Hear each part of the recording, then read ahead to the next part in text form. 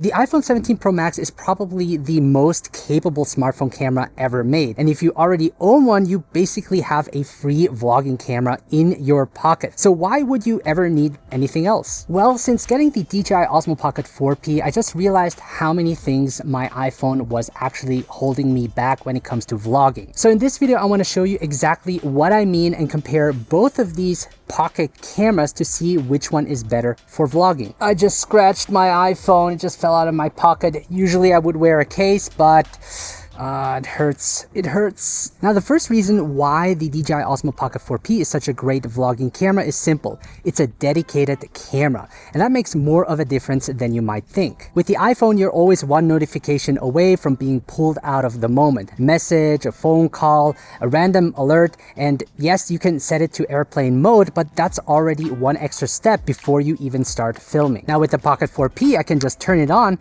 and I'm ready to go. I also have my presets saved, so the moment I power it on, it already is set up exactly the way I want, and I can even set it up to start recording immediately. And that really matters when it comes to capturing those moments, because those moments don't wait, they just happen, so you want to be as quick as possible to capture them. When I pick up a dedicated camera, something clicks at me and I'm in filming mode. Whereas with an iPhone, it always feels like a phone first and a camera second. So for me, the Pocket 4P has one job and it does it really well. Now, this is something the previous DJI Pocket cameras were really missing, and DJI finally fixed it with the 4P, which is multiple focal lengths. And this actually makes a big difference for keeping your videos more dynamic. You don't always want the same field of view, and sometimes you can't get closer to a subject, so having that capability to optically zoom in is a big advantage. Now, the Pocket 4P's main lens is a 20mm f2.0, actually wider than the iPhone's 24mm f1.8, so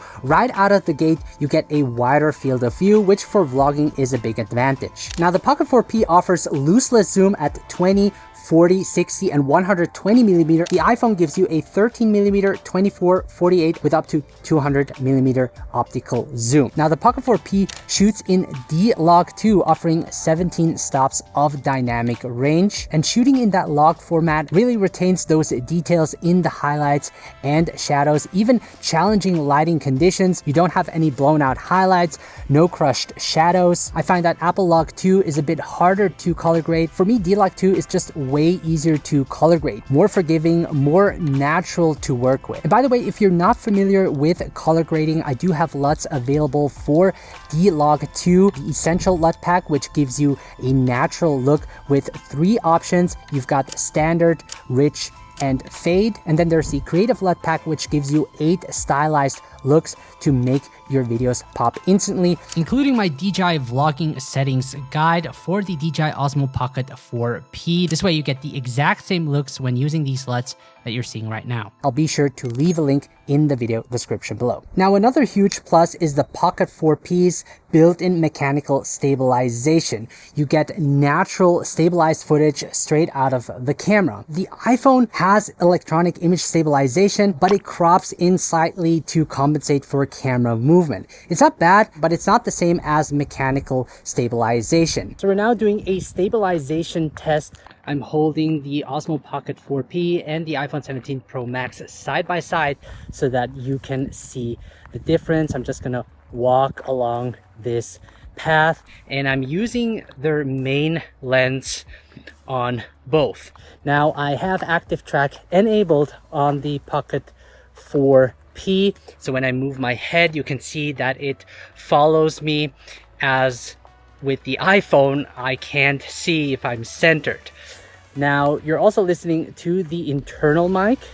This way you can hear the difference. And yeah, this is how it looks like.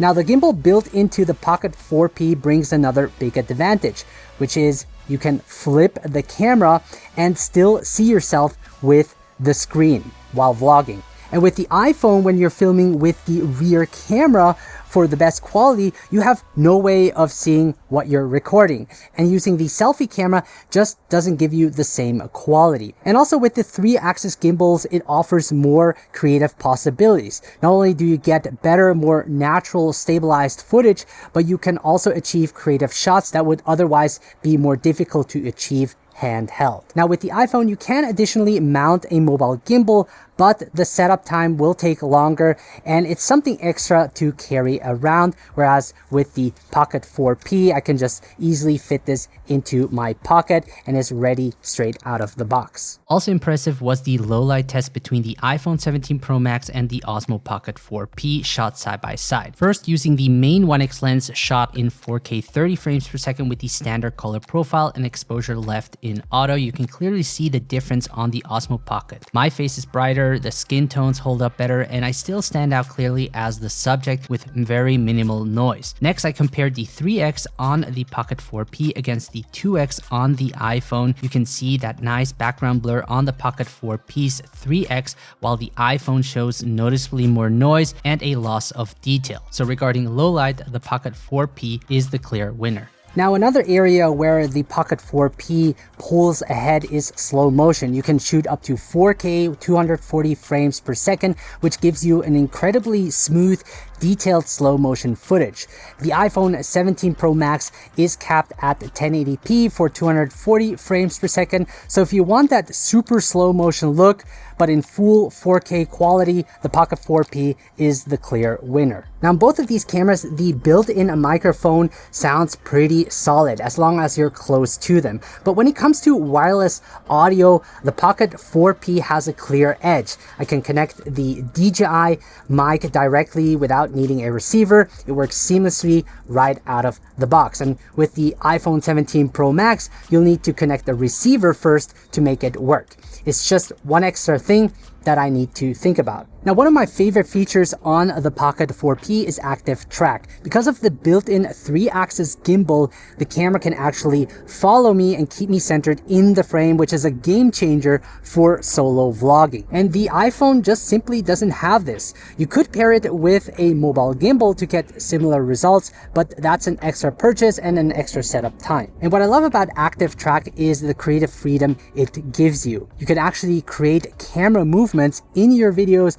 without needing to rely on another person. Now you can also connect the 4P to the DJI Mimo app, so even when filming from a distance, you still have full control over the camera right from your phone and also have a live preview. Now let's talk about one of the iPhone's biggest strengths, which is versatility. If you already own an iPhone, in this case the iPhone 17 Pro Max, you basically have a free vlogging camera in your pocket, like I mentioned at the beginning. The image quality is great on this thing, and there are a lot of accessories available that can take it even further. You can attach third-party lenses like an anamorphic lens for a more distinct, stylized look. You can add an external microphone to improve the audio quality, attach a mobile gimbal for smoother shots, use apps like the Blackmagic camera app for full manual control. You can even rig this whole thing out for a more professional setup.